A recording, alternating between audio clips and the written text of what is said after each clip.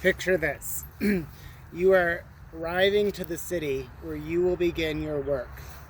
And as you start to come upon the city, what you smell is like the sea salt air, because the city that you're arriving to sits between two ports.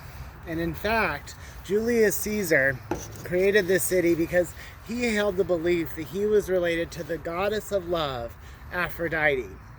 And so this city was started where sailors would pass through, where ex-criminals would be seated into the city to begin the community, where soldiers would be set up to sort of maintain order.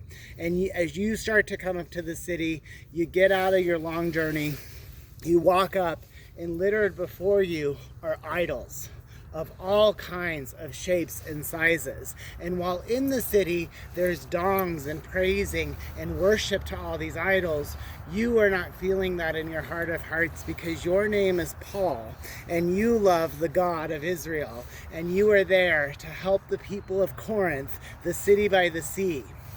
And so this is what Paul found as he came upon Corinth. And everything that I said about Corinth is how it was established. But the day-to-day life was all about sex in the city. In fact, things like common everyday items like going to the grocery store, which I'm going to do today, you would be waiting in line for bread.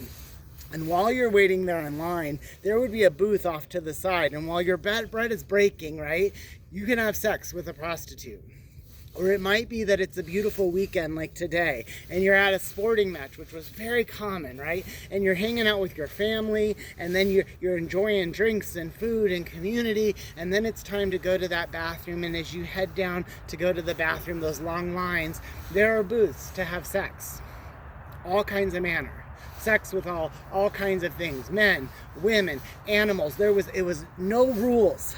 Everything went. And Paul, as a man of God, entered into this city to see these people. And why did he do that? Because he was there to lead a church.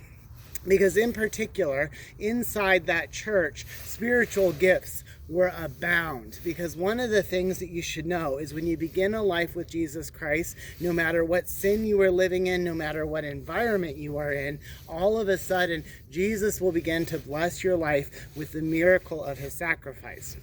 And that's what happened. And within the church, there was a fraction, right? Two different groups, both believed in a different leader of the church who had two opposing views. And both sides really believed that they had the correct view. Sort of like a political party structure. I don't know if that might be kind of hard to think of, right?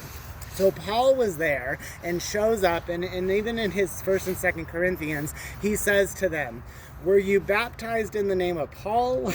Like, is it about me? No. Is it about you? No. Is it about that guy? No. Is it all of these parties, these divisions are all created to separate us, right? And what Jesus says is come together. And the other thing was, Paul said to the people of Corinth, your spiritual gifts are blessings. And he didn't say to them, oh, you sin, you shouldn't have the gifts, you don't deserve to go to heaven, blah, blah, blah, blah, blah. No, he said, we must do this in the right order.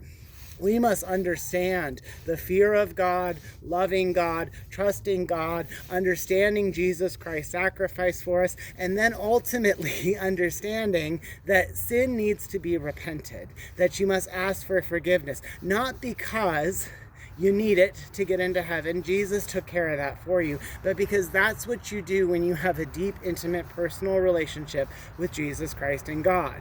You understand that you don't have a free pass to sin all the day long. No.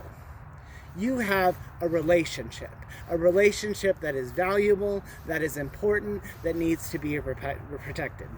And Jesus and God will always give you forgiveness. And that was what Paul said to the folks at Corinth. You're always going to have forgiveness, right? You don't have a free pass to sin, right? And if we set that foundation of the fear of God, the love of God, trusting God, understanding Jesus Christ and Jesus Christ's sacrifice, and how that pays for your sin, and that you have a chance to repent for sin and always gain forgiveness, which is awesome. The bill is always paid, but you do not have a free pass for sin. Then when your spiritual gifts are manifested and Jesus gives you these tools to bring his message to the world, you will know that they are being used effectively and with the most impact to God and Jesus's message, because that is the purpose, and that was the purpose of Corinth, right?